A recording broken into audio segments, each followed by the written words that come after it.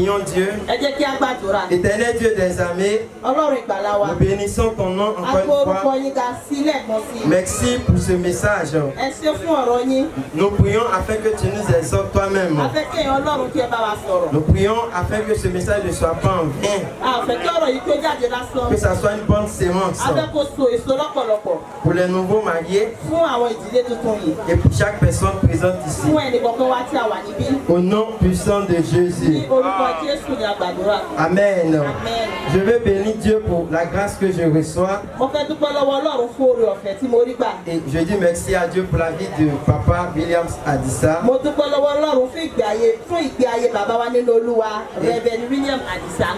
Genèse chapitre 31. Genesis 31. Et c'est le verset 13. Le thème que nous allons étudier ensemble ce soir est la nécessité du principe divin dans le mariage.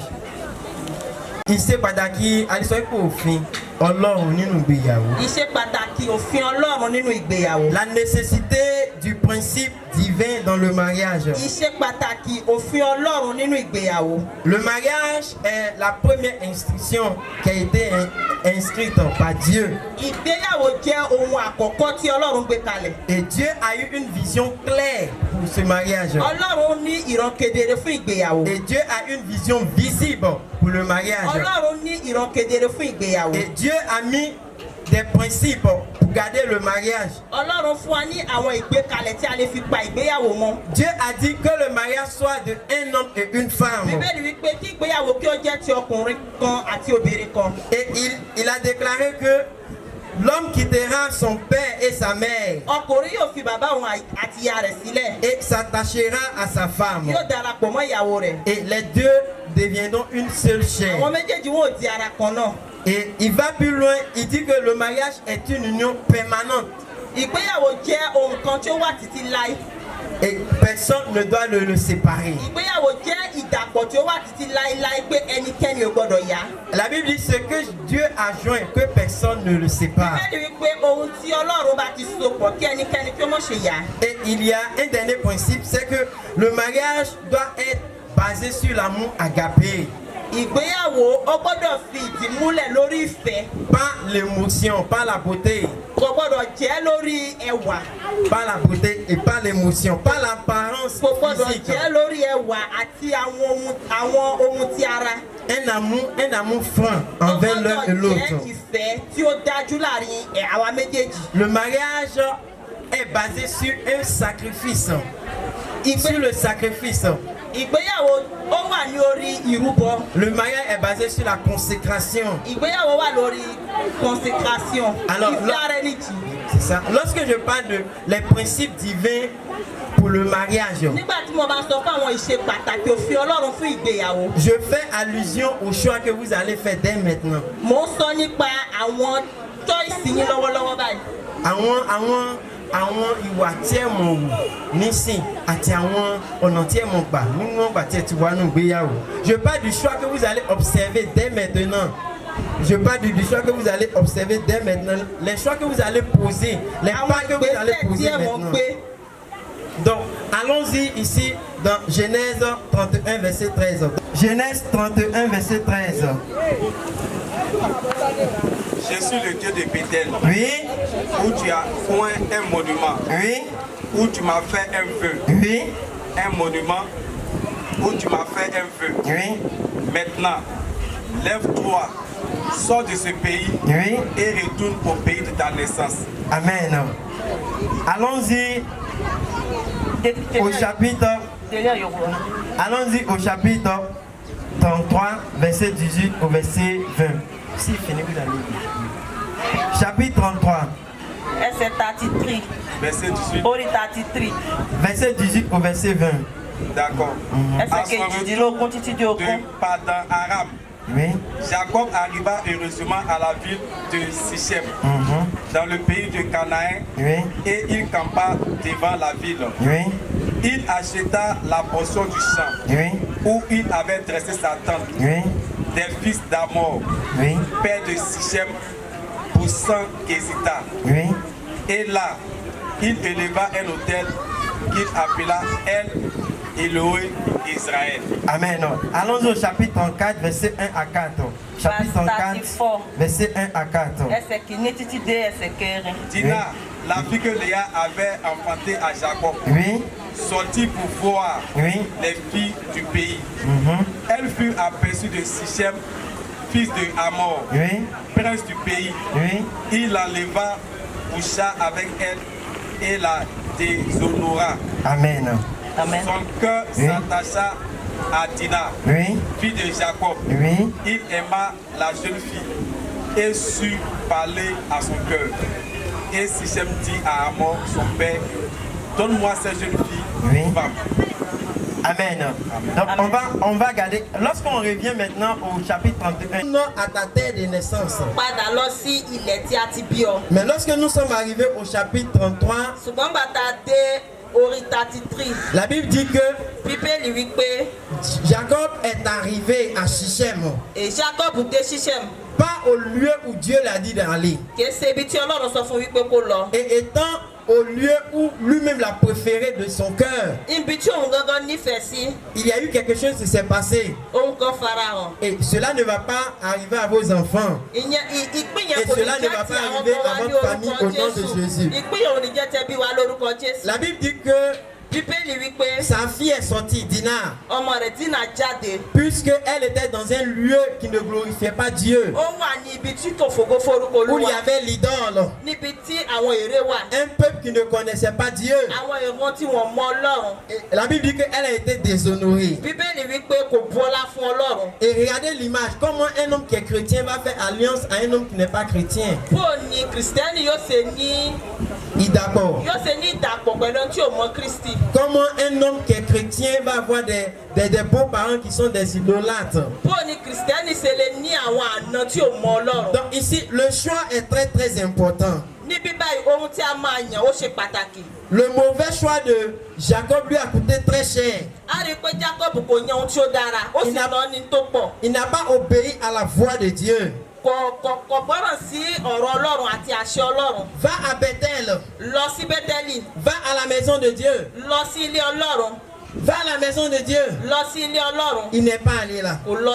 Et il allait près du lieu où Dieu lui a dit d'aller. Le principe divin implique l'obéissance à la voix de Dieu. Maintenant que vous êtes mariés, maintenant que nous sommes en possession de vous connaître, étant mariés et femmes, le choix que vous allez poser dès maintenant est très très important. Peut-être auparavant vous servez Dieu. Maintenant vous allez vous marier. Il n'est pas bon que vous revenez en arrière. Peut-être auparavant on vous connaissait mieux étant évangéliste ou autre chose dans l'église. Mais maintenant que vous allez vous marier, les charges vont doubler. Et ces charges-là ne doivent pas vous empêcher d'aimer Dieu, de servir Dieu. Si auparavant vos pasteurs vous appelaient une fois et vous répondez deux fois, maintenant que vous êtes entré dans ce lieu, dans ce mariage, le pasteur ne doit pas vous appeler une fois et ramener son appel en arrière. C'est à 2 jours que vous allez répondre le pasteur. Donc le choix que nous faisons dans le mariage est très très important. Allons-y maintenant au chapitre 35. Oui. Dieu dit à Jacob, oui, lève-toi, oui, monte à Bethel, oui, et demeure-y. Oui. Là, tu dresseras un autel au Dieu qui t'a paru. Oui. Lorsque tu fuyais Ésaü, ton frère, Jacob dit à sa maison et à tous ceux qui étaient avec lui, ôtez les dieux étrangers, qui sont au milieu de vous, purifiez-vous, et changez de vêtements. Nous vous lèverons, et nous monterons à Bethel. Là, je dresserai un autel au Dieu qui m'a exaucé dans le jour de ma détresse. Oui. Et qui a été avec moi pendant le voyage que j'ai fait. Verset 4. Il donnait à Jacob tous les dieux étrangers qui étaient entre leurs mains et les anneaux qui étaient à leurs oreilles. Jacob les enfouit sous le Térébeth qui est près de Sichem. Amen. Dieu attend à ce que vous le serviez sans l'offenser. Une vie de sainteté. Respectez votre engagement avec Dieu. Vous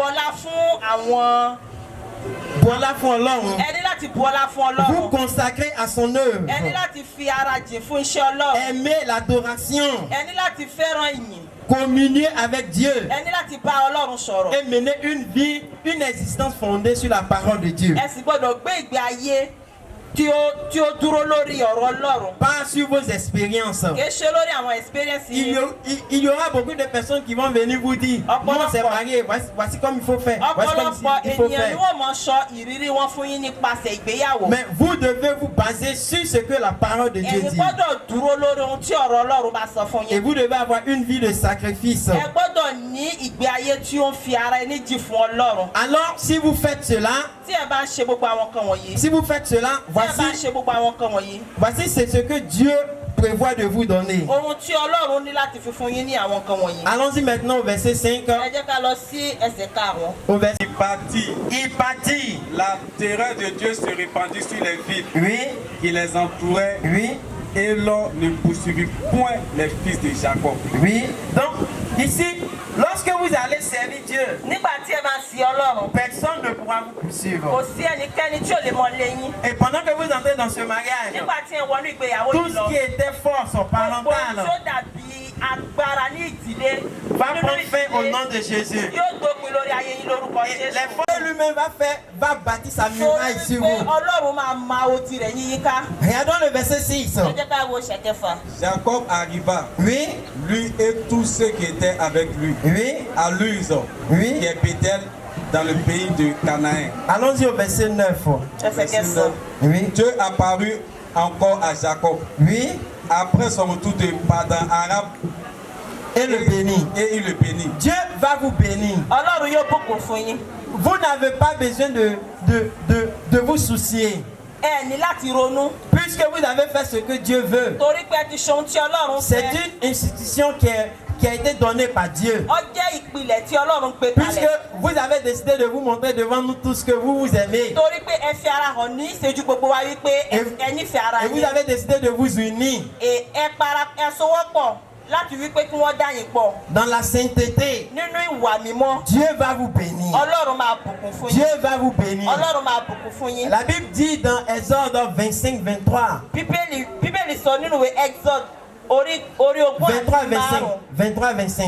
23-25. Exode 23-25. Il dit vous servirez l'éternel Dieu. Et il bénira vos eaux. Et il bénira vos pains. Il éloignera de vous la maladie. Et il dit qu'il n'y aura pas de femme stérile chez vous. Et lorsque vous allez servir Dieu, Dieu va vous bénir. Et ma prière est que Dieu va vous bénir. Au nom puissant de Jésus. Regardez le verset 10 rapidement. C'est le chapitre 35, verset 10. Verset 10. Dieu lui dit. Ton nom est Jacob. Tu ne seras plus appelé Jacob. Mais ton nom sera Israël. Et il lui donna le nom Israël. Donc ici, mais maintenant votre nom change. Et votre nom qui est changé change pour de bon. Vous ne serez pas divisés. Ce mariage ne sera pas divisé. Au nom puissant de Jésus. Oh, regardons verset 11 rapidement. Dieu lui dit,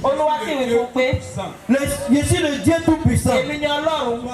Sois fécond et multiplie une nation et une multitude de nations naîtront de toi. Et des rois sortiront de tes reins. Et pensez qu'on allait dire amen pour cela. Vous n'allez pas connaître du retard. Après ce moment, après 9 mois, on va venir célébrer avec vous. Au nom de Jésus. Regardons le verset 13 pour la fin. Au-dessus de lui, dans le lieu où il lui avait parlé. Dieu s'éleva au-dessus de lui, dans le lieu où il avait parlé. Amen. Amen. Donc ici, Dieu vous garantit ses promesses. Mais ce qu'il vous demande, c'est de respecter ses principes divins. Si vous respectez ses principes divins, vous allez voir cela dans votre vie. Et ma prière est que Dieu va bénir ce couple. Il va garantir une bonne fécondité, de beaux enfants, des enfants sages, des enfants intelligents vont naître de vous. Et vous allez marquer votre génération.